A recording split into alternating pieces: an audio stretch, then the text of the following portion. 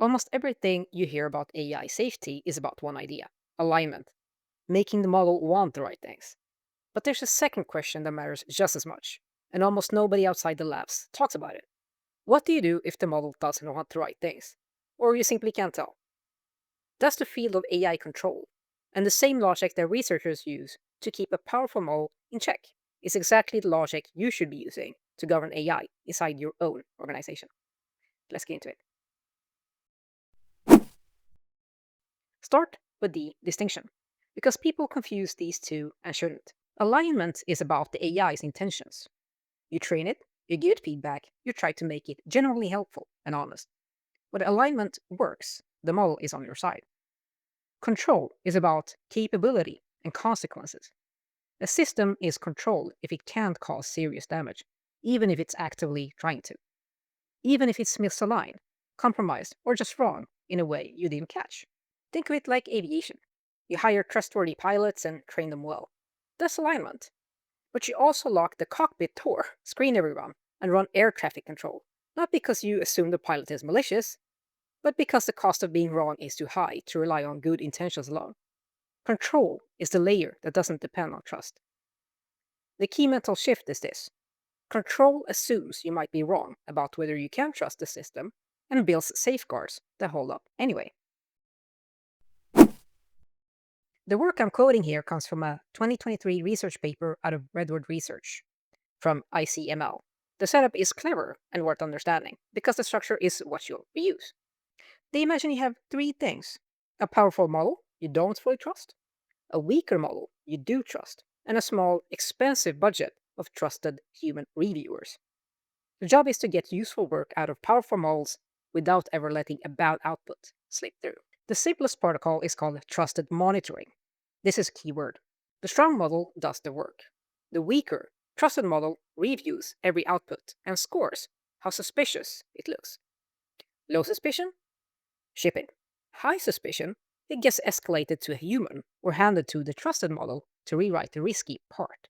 You're spending your scarce, expensive oversight only when it counts. But here's the part that makes it rigorous. To test whether a safeguard actually holds, they run a control evaluation. A red team deliberately plays the role of a she-made model trying to sneak a flaw past the defenses, while the blue team tries to catch it.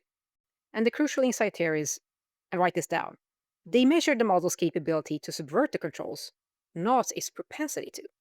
You don't ask, is this model trying to deceive us? That's nearly impossible to verify. You ask, could it if it wanted to? If the answer is no, you're safe, regardless of its intentions.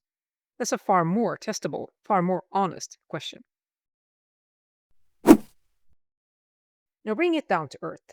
You don't have a scheming superintelligence, but you do have AI agents and AI using employees producing outputs you can't fully verify, plugged into systems where a mistake is expensive. Same structure, same problem. So apply the same mindset. Assume you can't fully trust the output and design so that a bad one can't do real damage. In practice, that's four moves. Least privilege. An AI agent gets access only to what the task needs. Never blanket keys to everything. Human in the loop on irreversible actions. Sending money, deleting records and databases, publishing externally, all require a person to confirm.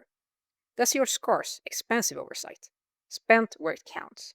Logging and monitoring. Every action the AI takes is recorded and reviewable, often with a cheaper automated check, flagging the suspicious ones for human attention. And sandboxing. Let it experiment freely in an environment where the blast radius is contained. Notice that none of this requires you to know whether your AI is trustworthy. That's the point. You're building a system that's safe to be wrong in. This connects directly to the formal frameworks, which leaders often treat as competing options when they're actually complementary layers. NIST's AI risk management framework gives you the method, how to identify and manage AI risk, and it's voluntary.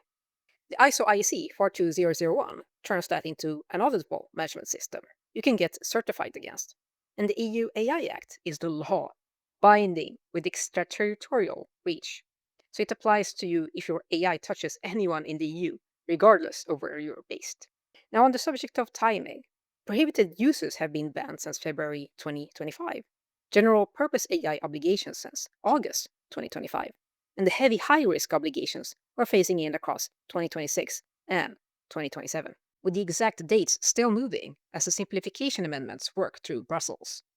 If you operate in or sell in the EU, the practical starting move is unglamorous but essential. Inventory every AI system you use, classify each one by risk tier, and document who's accountable for oversight. So, strategy in one line. Alignment is trying to make AI want the right things. Control is making sure it can't hurt you if it doesn't. You need both. And the control half is the one you can actually engineer and test today. You don't have to trust your AI. You have to build a system that's safe whether you can or not. If this has been helpful and reframed how you think about this subject, subscribe. I go deeply on exactly this kind of thing. See you in the next one.